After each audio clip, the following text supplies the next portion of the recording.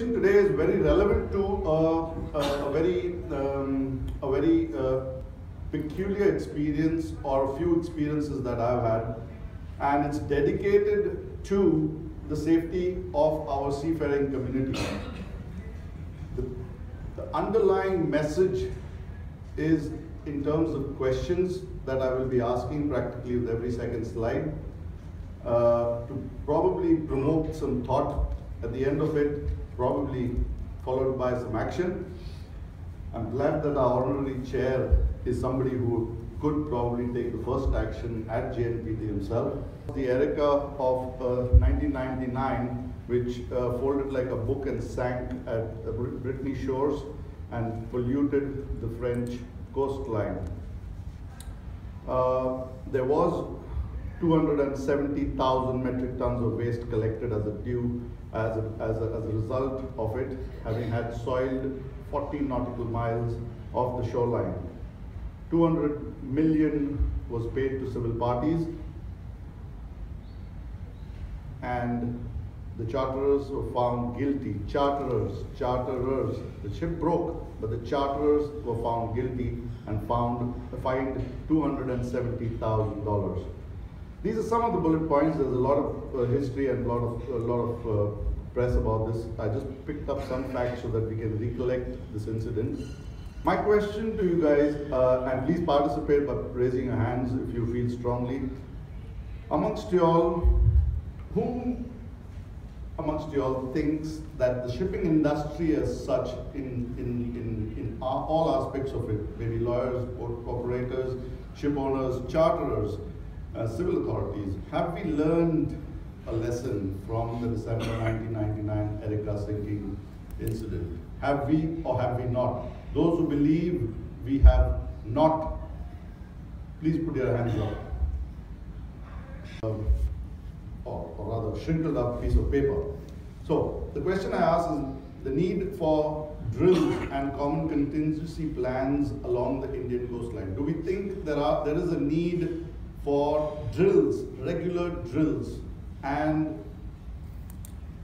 like we have on board vessels, we do our regular drills just to get prepared for emergencies? Do you think along the coastline, for common contingencies, small pollution, small collisions, elisions, things like these, is what I'm saying. Do you think there should be drills conducted?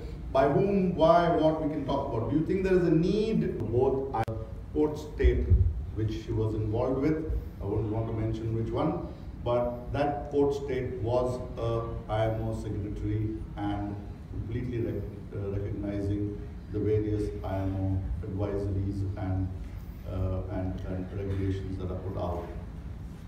So the flag state's IMO signatory, the port state is, and still the vessel wasn't allowed to come in for various reasons, and we will not get into those at the moment. The point being that here's another example. In the year of 2015, after 1999, so this is the reason why my vote goes in with the 25%. I'm glad there were some seniors who put their hands up.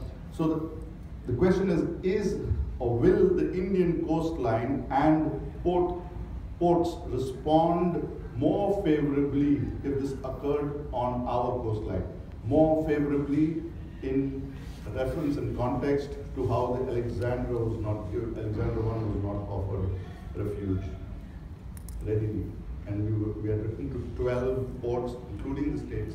Flag state had written to them, and there was great hesitance. So do you think, sir, sorry, I keep picking on you because you're a port operator, so you're the best person to answer.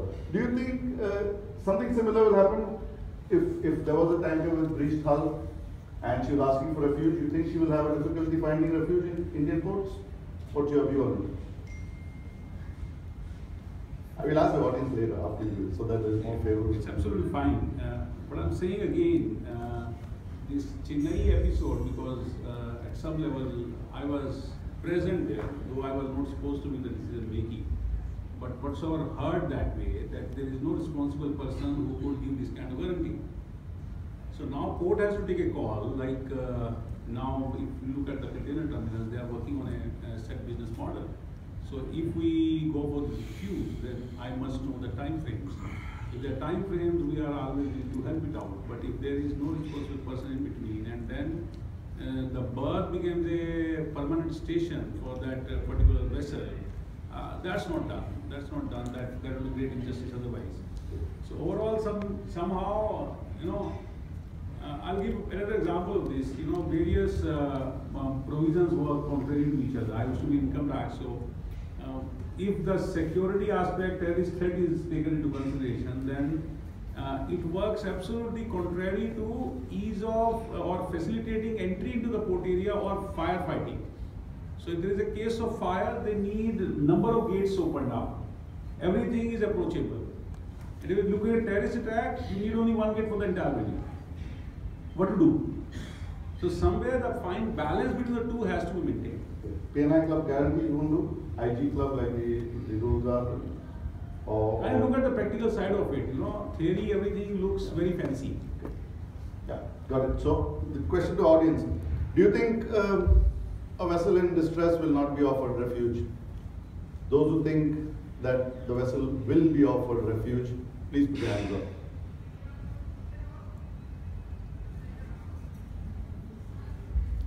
Yeah, 15%. So again, a minority putting their hands up. So we do believe, most of us believe that vessels will probably find a challenge to find refuge in Indian ports, like the Alexandra did, like the Erika did, like a few other vessels in the past in history have had also found. There is a thought to that. Now, coming back to what Mr. Bansal said about the Sagar Mala. I think the Sagar Mala is a fantastic initiation by the government. And I think given the track record of this government, it's going to be realized. But that's going to be from it being, in comparison to probably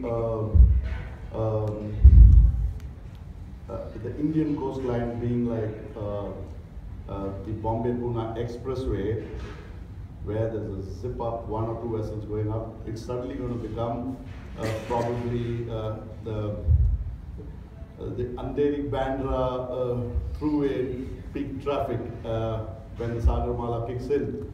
With 40, UK has lifeboats stationed all along the coastline. The response time is fantastic. They have saved a lot of lives, and it's purely on voluntary basis. There are professionals. I'm part of Nautical Institute Council. I keep going there twice, thrice a year. Also visit our UK office. But what I'm saying is, there is a live example. We cannot copy exactly the same, but we can use the fundamentals of it and start putting thoughts together as to how does a central command and control, tying up all the authorities and the ports and everybody responds together only with one or two agendas: saving life or minimizing the risk of life being lost. I think there is a possibility. We need to look at it. Now, coming back to the challenges, and I will go straight to the point where I've said, and this is my favorite part of the presentation, saying that is the Indian Navy, Coast Guard, Customs, Immigration, DG Shipping, do they all love each other and respect each other? Particularly when there is an incident of some magnitude, or do they all start covering their corners and taking guard? To let you know that our Indian coastline is right now going through a need for a port of refuge. It is happening as we speak. There has been a collision between a tanker and an LPG vessel, and there are Coast Guard vessels around, and we do need help, or you all felt the need to meditate. Thank you very much, sir.